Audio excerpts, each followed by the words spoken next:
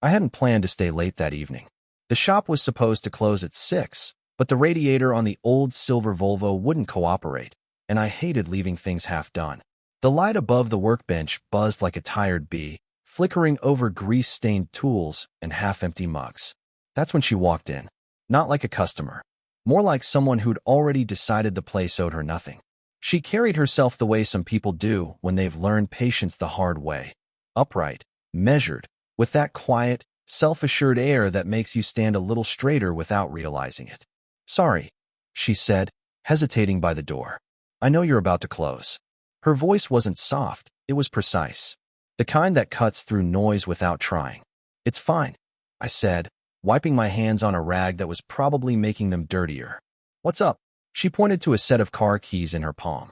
"It's making this knocking sound when I start it." "Probably nothing, but I'd rather know before I drive home."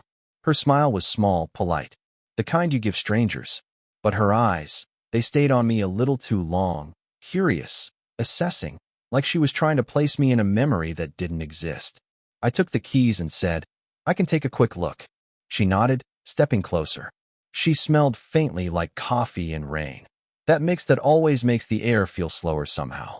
I opened the hood, pretending to focus, but I could feel her beside me. Not touching, not speaking, just there. And the silence between us was loud. "You work alone here?" she asked after a minute. "Most days," I said. "Keeps things quiet." She made a soft sound, almost a laugh. Quiet isn't always a good thing. I didn't know what to say to that, so I just looked at her. The fluorescent light caught the faint lines around her mouth, the kind that come from years of smiling and holding things in. Her hair was pinned back, but a few strands had escaped, brushing against her cheek as she leaned closer to watch me work. Something about the moment stretched, too long, too aware. I told myself it was just politeness, but I didn't believe it. "There," I said finally, shutting the hood.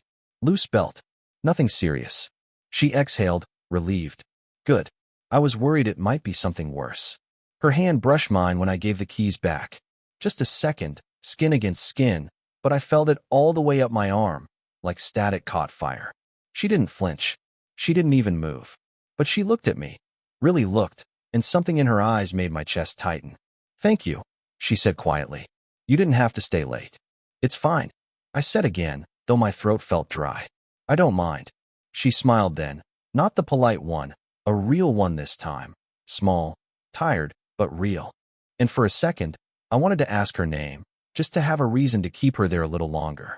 But she was already turning toward the door. "Drive safe," I managed. She paused, hand on the handle, and looked back. "You should, too." And that was it. She left. The sound of her car faded into the dark, leaving the shop quiet again. Too quiet. I stood there, hands still dirty, trying to shake off the feeling that something had just started, something I didn't understand yet. That night, I caught myself replaying it.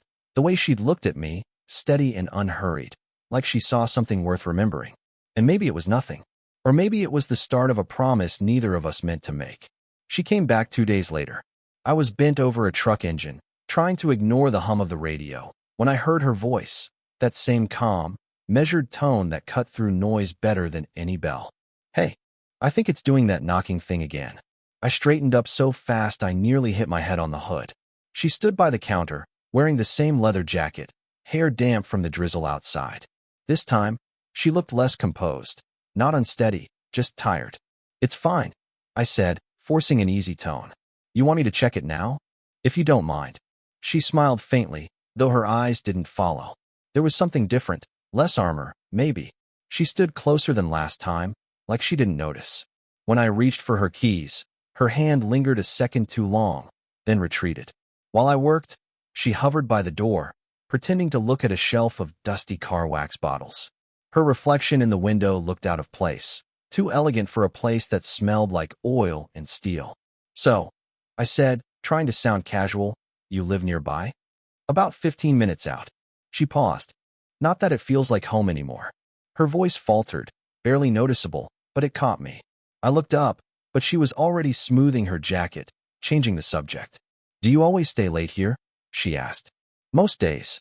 She nodded. "Must be nice. Having something to fix when things break." I wasn't sure what she meant, but it didn't sound like she was talking about cars. When I tightened the last bolt, I caught her watching me. Not in the way people watch, more like she was memorizing something without meaning to. Her expression softened for half a second before she blinked it away. "There," I said, wiping my hands. "You should be good now."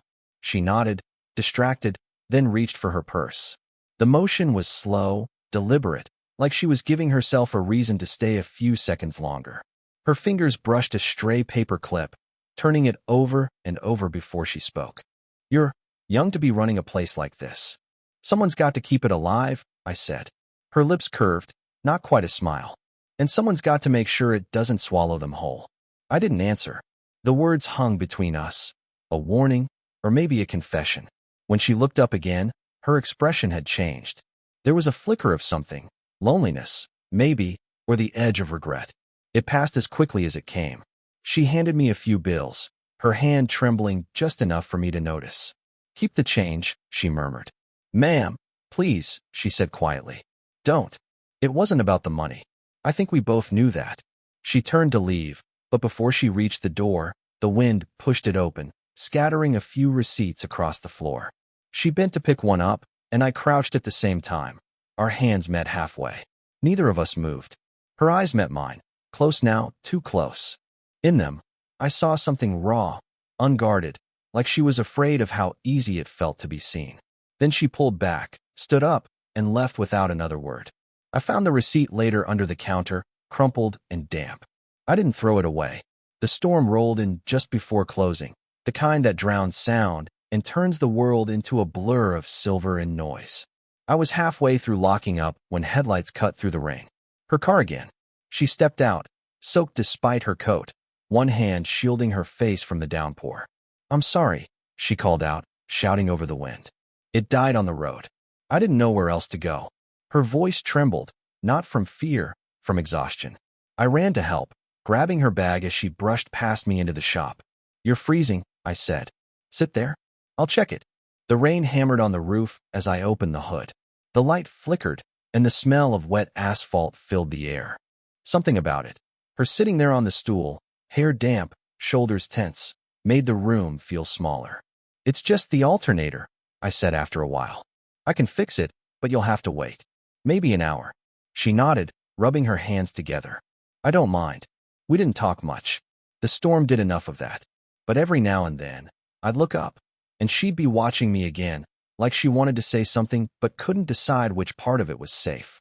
"Do you ever get tired of this?" she asked suddenly. "Of what?" "Being here. Alone." I laughed quietly. "Sometimes."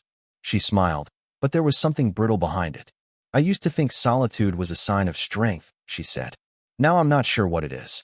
Her words landed harder than they should have.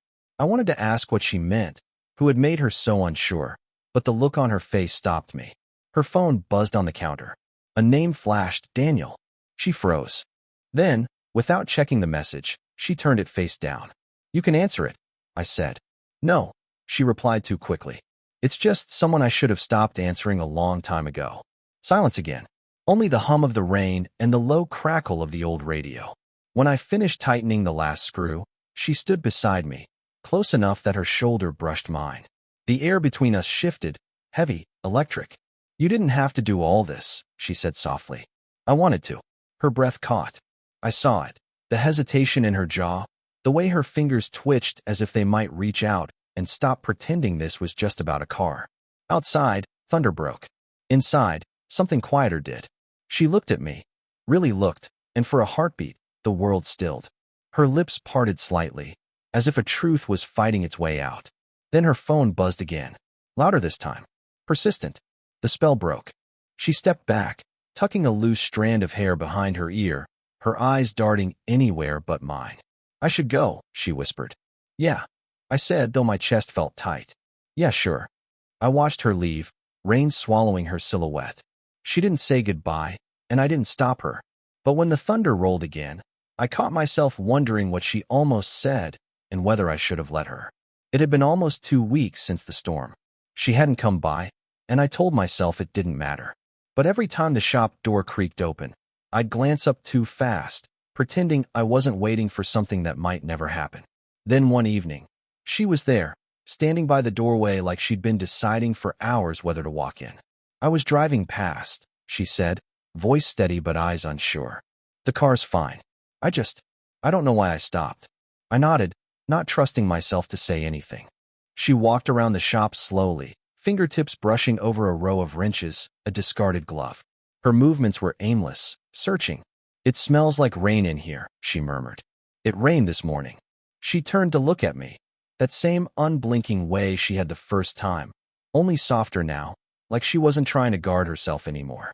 "You look tired," I said. "So do you." The air between us thickened, not with words, but everything we'd been avoiding. She leaned against the counter, arms crossed. "This is strange, isn't it?" "What is?" "This. Us. Whatever this is." Her eyes darted to mine, then away. "I don't usually," she stopped. Exhaled. "You make it hard to remember what I was going to say." I swallowed hard. "Then don't say it." Her lips pressed together, almost smiling. "You're too young to talk like that." "Too young for what?" She hesitated, a long pause that felt like a decision. "For knowing how to make people forget what they're trying not to feel." Her words hit something I couldn't name. I turned away, pretending to check a tool drawer, but the silence that followed was unbearable. "You could have called," I said finally. "So could you." We both laughed, small, broken sounds. "I thought maybe it was better if I didn't," she said. "You don't know what it's like to keep yourself together for years, and then have someone what?" Her voice cracked, barely a whisper. "See you. Like you're still here." The shop fell utterly still. I didn't move. Neither did she. "I didn't mean to," I said. "I know," she whispered. "That's what makes it worse." She looked down, tracing the rim of an empty coffee cup on the counter, her hand trembling slightly. I wanted to reach out, to still her fingers, to tell her she wasn't the only one confused by this quiet gravity pulling us closer. But instead, I said nothing. Because if I touched her now, even by accident, it wouldn't be an accident anymore. Finally, she looked up. Her eyes were glossy, but her voice was calm, the kind of calm people use when they're about to break. "Don't wait for me," she said. "You don't know where I'm standing." Then she turned, walked out into the dusk, and didn't look back. The bell above the door rang once, sharp, final, before fading into silence. And for the first time, I realized silence could hurt worse than goodbye. It was almost closing time when I saw her car parked across the street. Engine off, headlights dimmed. She didn't move. I kept working, pretending not to notice, until I realized I'd been wiping the same wrench for 5 minutes. Finally, the door opened. She stepped inside, holding something small in her hand. A folded piece of paper, creased and worn. "I wasn't going to come in," she said. "But I didn't want to just disappear again." Her voice was steady, but her eyes weren't. There was that same exhaustion beneath them, the kind that doesn't come from lack of sleep. "I got your message," I said. "You said you were fine." "I'm not," she said simply. "I said it so you'd believe it." She placed the folded paper on the counter between us. "I found this cleaning out a drawer." I hesitated before picking it up. It was an old photo, a man smiling beside a silver Volvo. Same car, same license plate. Her arm was in the frame too, half cut off, resting lightly on his shoulder. "My husband," she said quietly. "He died 5 years ago." The words hung in the air, heavy and strange. I kept thinking if I held on to that car long enough, maybe I'd keep him too. Stupid, I know. I shook my head. "Not stupid." She smiled faintly. "He was 25 when we met. About your age." Something inside me shifted, small but deep. I didn't know what to do with my hands. Every movement felt like trespassing on something sacred. "You remind me of him sometimes," she went on. "The way you listen. The way you don't rush your words." She exhaled. "And that scares me more than it should." I couldn't look at her for a second. The hum of the lights above us suddenly felt too loud. "I'm not him," I said quietly. "I know," she said. "That's what makes this harder." The room seemed to shrink again, like the air itself was holding its breath. She reached for the photo, hesitated halfway, then left it there. "I thought I was done missing someone," she said. "But grief has this awful way of finding new faces to wear." Her words burned in the quiet. I wanted to say something, anything, to bridge the space between understanding and ache. But every word that came to mind felt wrong, too small. "Instead," I said, "you don't have to be alone with that." She looked at me then, eyes glassy but unflinching. "I already am." For a moment, neither of us moved. Her hand brushed the counter. Mine almost followed, then stopped an inch away. The rain outside began again, soft against the window. She turned toward the door. "Don't wait up," she murmured, half smiling through it. I just needed to see if the car still started. And as she stepped into the rain, I realized she wasn't talking about the car at all.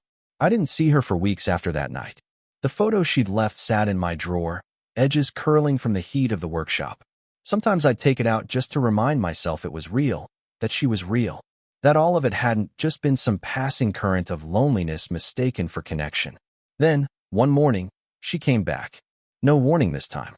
Just the quiet thud of her shoes against the concrete and that familiar, slow breath before she spoke. "I traded it in," she said. I blinked. "The Volvo?" She nodded. Couldn't stand to keep fixing something that was already gone. I looked at her, really looked, and for the first time, she seemed lighter. Not happy, just less haunted. "Do you regret it?" I asked. "Maybe," she said, smiling faintly. "But regret's not the same as wanting it back." The shop was still, afternoon light bleeding through the dusty windows. She walked to the counter, brushing her hand along the surface, the way she always did when she was thinking. "I didn't come to make this harder," she said. "I just wanted to say thank you. For listening. For not asking me to be anything I'm not." "You didn't have to thank me," I said. "You just had to come back." Her eyes softened, the kind of softness that feels like surrender, not defeat. For a while, we said nothing. The air hummed with the quiet sounds of the shop, the ticking clock, the slow drip of water from the gutter outside, the faint echo of something neither of us could name. She sat down on the low bench near the window.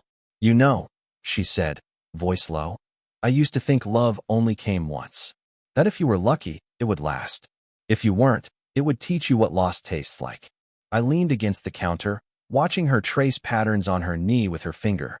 "And now," she said after a long pause, "I think love just changes its shape, finds new ways to live, even when you're afraid to let it." Something in me gave way, quiet, certain. I walked over, slow, giving her every chance to move away. She didn't.